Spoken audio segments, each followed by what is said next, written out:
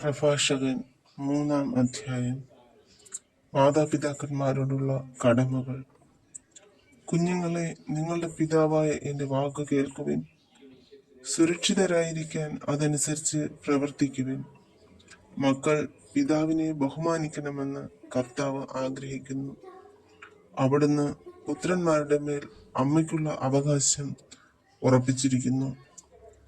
പിതാവിനെ ബഹുമാനിക്കുന്നവൻ തന്റെ പാപങ്ങൾക്ക് പ്രായശ്ചിത്തം ചെയ്യുന്നു. അമ്മയെ മഹത്വപ്പെടുത്തുന്നവൻ നിക്ഷേപം കൂട്ടിവെക്കുന്നു. പിതാവിനെ ബഹുമാനിക്കുന്നവനെ അവന്റെ മക്കൾ സന്തോഷിപ്പിക്കും. അവന്റെ പ്രാർത്ഥന കർത്താവ് കേൾക്കും. പിതാവിനെ ബഹുമാനിക്കുന്നവൻ ദീർഘകാലം ജീവിക്കും. കർത്താവിനെ അനുസരിക്കുന്നവൻ തന്റെ അമ്മയെ സന്തോഷിപ്പിക്കുന്നു. ദാസൻ എന്ന പോലെ അവൻ മാതാപിതാക്കന്മാരെ സേവിക്കും. പിതാവിനെ വാക്കിലും പ്രവൃത്തിയിലും ബഹുമാനിച്ച് അവന്റെ അനുഗ്രഹത്തിന് പാത്രമാവുക.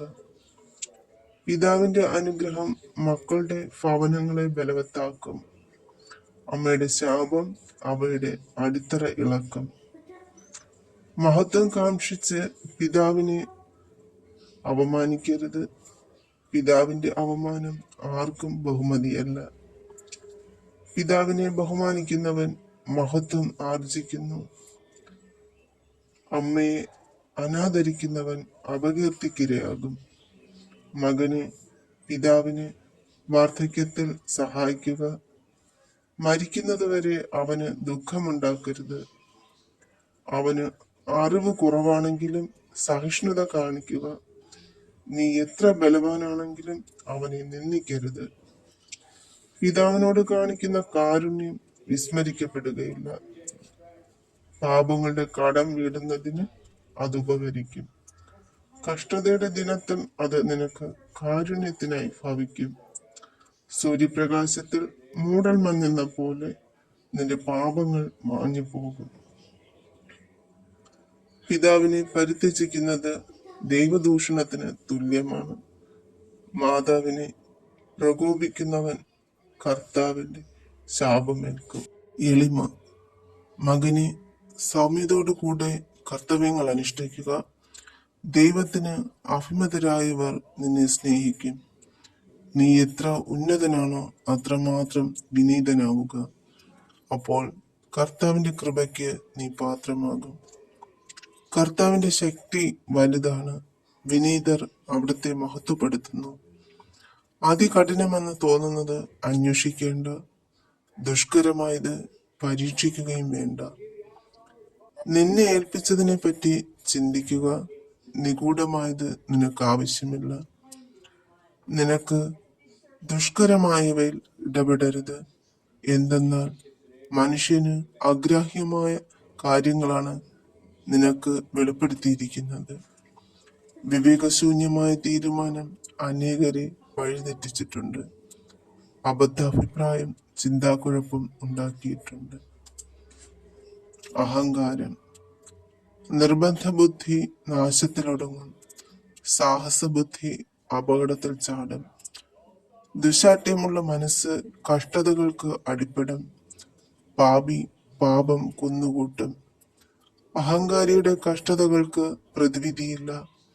എന്തെന്നാൽ ദുഷ്ടത അവനിൽ വേരുറച്ചു വളരുന്നു. ബുദ്ധിമാനായ മനുഷ്യൻ പഴമൊഴിയുടെ പൊരുൾ ഗ്രഹിക്കുന്നു. വിജ്ഞാനം ശ്രദ്ധിക്കുന്ന ചെവിയാണ് ബുദ്ധിമാൻ അഭിലഷിക്കുന്നത്. ദാനധർമ്മം. ജലം ജ്വലിക്കുന്ന അഗ്നിയെ കെടുത്തുന്നത് പോലെ ദാനധർമ്മം പാപത്തിന് പരിഹാരമാണ്. നന്മയ്ക്ക് പകരം നന്മ ചെയ്യുന്നവൻ സ്വന്തം ഭാവി ഉറപ്പിക്കുന്നു. വീഴ്ചയുണ്ടാകുമ്പോൾ അവന് സഹായം ലഭിക്കും. മകനെ, പാവപ്പെട്ടവന്റെ ഉപജീവനം തടയരുത്. ആവശ്യക്കാരനെ കാത്തിരുത്തി വിഷമിപ്പിക്കരുത്. വിശക്കുന്നവനെ ദുഃഖിപ്പിക്കരുത്. ഇല്ലാത്തവനെ ക്ഷോഭിപ്പിക്കരുത്. കോപാകുലമായ മനസ്സിന്റെ അസ്വസ്ഥതകൾ വർദ്ധിപ്പിക്കരുത്. യാചകന് ദാനം താമസിപ്പിക്കുകയും അരുത്. കഷ്ടത അനുഭവിക്കുന്ന ശരണാർത്ഥിയെ നിരാകരിക്കുകയോ ദരിദ്രനിൽ നിന്ന് മുഖം തിരിക്കുകയോ ചെയ്യരുത്. ആവശ്യക്കാരിൽ നിന്ന് കണ്ണു തിരിക്കരുത്. നിന്നെ ശപിക്കാൻ ആർക്കും ഇട നൽകുകയും അരുത്. എന്തെന്നാൽ മനം നൊന്ന് ശപിച്ചാൽ സ്രഷ്ടാവ് അത് കൈക്കൊള്ളും. സമൂഹത്തിൽ സമ്മതനാവുക, നായകനെ നമിക്കുക, പാവപ്പെട്ടന്റെ വാക്ക് ശ്രദ്ധിച്ചു കേട്ട് സമാധാനത്തോടും സൗമ്യതയോടും കൂടി മറുപടി നൽകുക. മർദ്ദകന്റെ കയ്യിൽ നിന്ന് മർദ്ദിതനെ രക്ഷിക്കുക. അചഞ്ചലനായി ന്യായം വിധിക്കുക. അനാഥർക്ക് പിതാവും അവരുടെ അമ്മയ്ക്ക് ഭർതൃതുല്യനും ആയിരിക്കുക.